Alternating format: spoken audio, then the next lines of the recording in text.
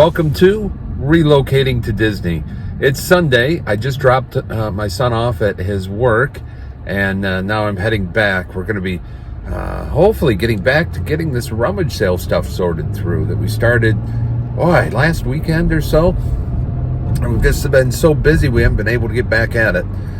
So the plan is that's going to be the activity for this afternoon. I had the party yesterday. Fabulous time. Now the house is a mess filled with party supplies and leftover food. And luckily we don't have a house showing, because I don't know what we would do with all this stuff if we did. So we got to get all that taken care of as well. Let me give you an update on the offers that we've received for the house. So there's offer A and offer B. Now offer A came in under what we were asking. We countered and we said, no, we want what we want. And she accepted it. Now, offer A said, came in under, and she wanted a whole list of appliances. And appliances that we're not even selling. And we said, no, we want what we want. And okay, we'll give you 3 appliances. And she accepted that. So that's good. Okay, then we got offer B, which came in below asking.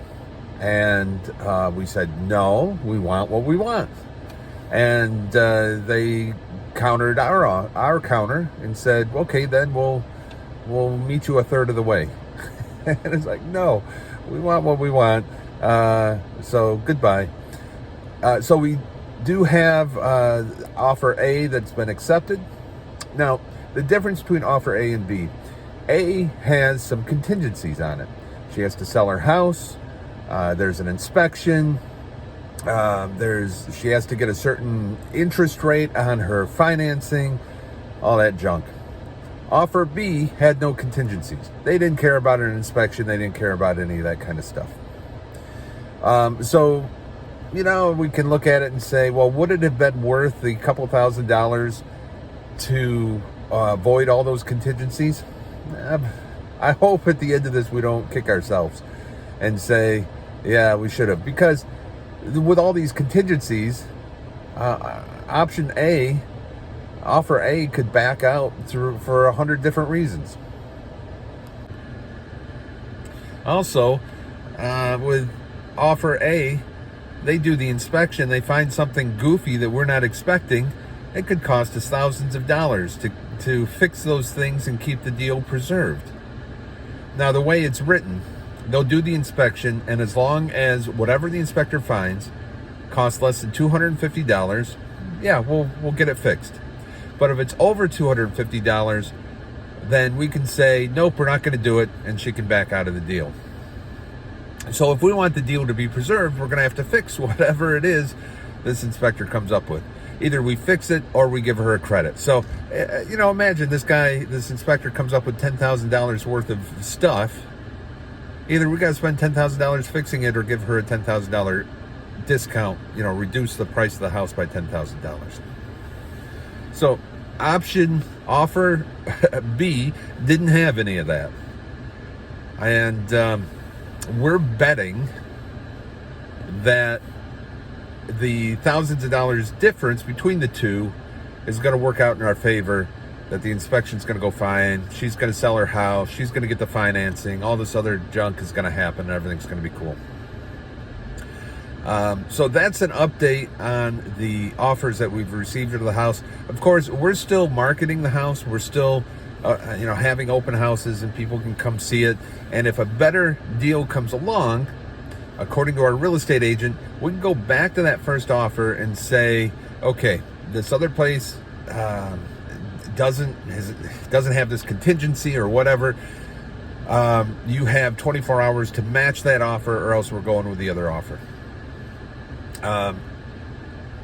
I'm not really sure how all that works, but that's what the real estate agent told us. So I'm guessing he's correct on it. Something else that's interesting is there's earnest money that you can put toward purchase, which that goes toward your closing. But it's like, I'm going to give you $1,000, $2,000, whatever, and if I back out of this deal, you keep the money. Well, another thing that's kind of like earnest money is a deposit, and they'll put $5,000 or $10,000 down as a deposit. Now, a deposit is honestly bullcrap, because the deposit goes into a bank account that you don't control, goes into a trust so that it's earning money and all this other junk. It does get applied toward their closing, but you can't touch that money. And the only way you have any right to that money, let's say they back out, is if you had an expense as a result of the interacting with them that now you have to reclaim. So let's say lawyer expense. I had to go get a lawyer and do something, and it cost me $100. Now I can file a claim for $100 against that deposit, or whatever the case may be. Bottom line, you're never going to see any of that deposit. So it doesn't matter how big that deposit is that they put on there. It's all bullcrap money anyways. You'll never see it. Let's talk about one more thing in regards to selling a house. And that is that in New York State, you are required to use a lawyer. In Florida, I didn't need a lawyer. The paperwork was not that complex. I was able to read it. It all made sense.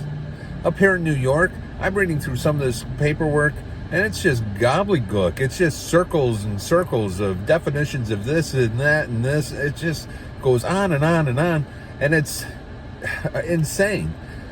Why can't New York adopt something like what Florida has? Well, I can tell you why. It's because they want you to pay a lawyer to be involved in the real estate deals. I don't know, maybe some lawyer group out there is in the pockets of well, I know that lawmakers are all lawyers, but they're out there protecting themselves or something, because this is just crap. How come in Florida I can buy a house and understand the paperwork, and the paperwork is pretty minimal and written pretty much in plain English, but up here in New York it's all gobbledygook? It makes no sense. So we're going to end up having to pay $500 for a lawyer to go through the paperwork and for closing. Okay, so that's the update today on the offers we received for the house.